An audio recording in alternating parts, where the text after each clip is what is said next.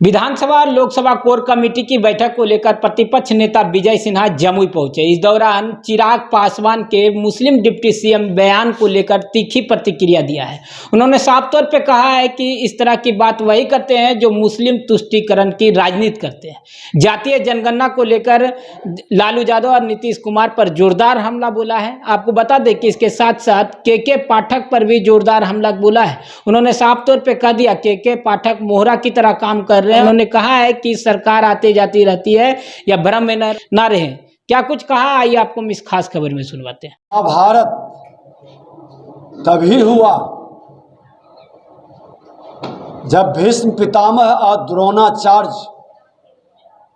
मौन रहे। अगर जो जातीय नरसंहार कराने वाले लोग थे, जातीय उन्माद पैदा करने वाले लोग हैं, भ्रष्टाचार का साम्राज्य फैलाने वाले लोग हैं, वंशवाद और परिवारवाद को स्थापित करने वाले लोग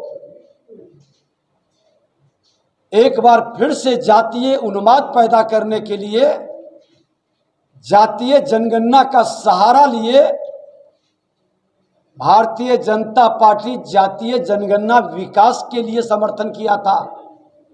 जातीय जनगणना जो हर जाति में पिछड़े कमजोर लोग हैं उसको आगे बढ़ने के मौका देने के लिए किया था, लेकिन इन लोगों की नीयत में खोट है, इसलिए आज तक कोई नीति सफल नहीं हुआ है। हर जाति के लोग ठगा महसूस कर रहा है।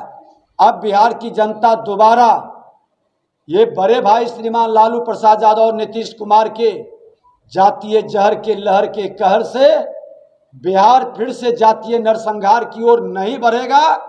हर जाति को ठगने वाला ये दोनों व्यक्ति से बिहार को मुक्त कराने का संकल्प लेगा और भारतीय जनता पार्टी जो सबका साथ सबका विकास का वादा किया है, देश के प्रधानमंत्री नरेंद्र मोदी जी के साथ चलेगा।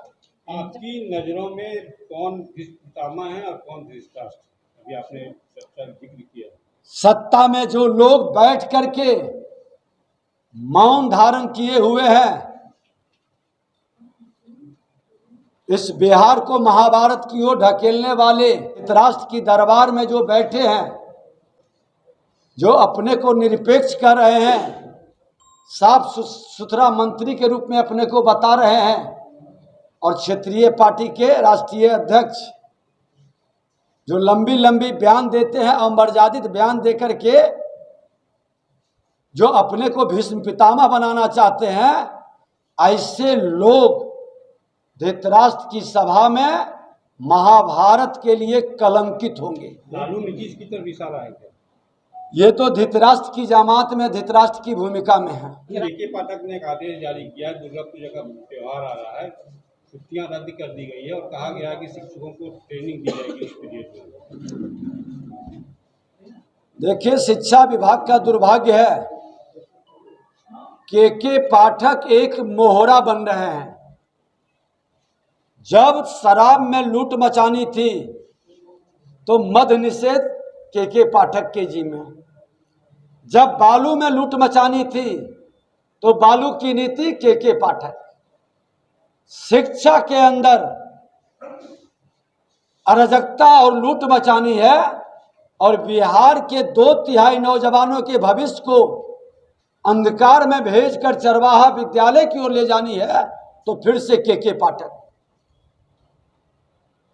ये शिक्षकों का अपमान करते हैं, शिक्षकों को डिमोरलाइज करते हैं, तानाशाही हिटलर शाही की प्रवृत्ति से सनातन और हिंदू पर्वों में जो फरमान जारी करते हैं, ये कतई स्वीकार नहीं है। आप इसी तरह से किस जन्माष्टमी में नाटक शुरू किया? आपकी सरकार को शर्म लगा तो बैकफुट पर आकर करके आपस लिया। ये मानसिकता त्याग दें और ये भरम में न रहें कि जो सत्ता में बैठा है वो अजर और अमर है। सत्ता बदलते रहती है, सत्ता बदलने के बाद हर लोगों के पाप के कारनामों की समीक्षा होगी और इन समीक्षा में जो गलत करेंगे वो बख्शे नहीं जाएंगे। जातीय जनगणना का रिपोर्ट आ गया, मुस्लिम आबादी लगभग 17.5-18% के आसपास है। आपके घटक दल ने मांग किया है कि बिहार में मुस्लिम डिप्टी सीएम होना चाहिए, तो विजय जी को आपकी राय क्या है? नहीं, मुस्लिम सीएम और मुस्लिम डिप्टी सीएम ये तुष्टीकरण की राजनीति करने वाले लोग बोलते हैं। भारतीय जनता पार्टी हमारा दलित समुदाय का बेटा, अति पिछड़ा का बेटा सीएम डिप्टी सीएम क्यों ना बने? क्यों दो परिवार दो व्यक्ति का शासन 33 साल चले?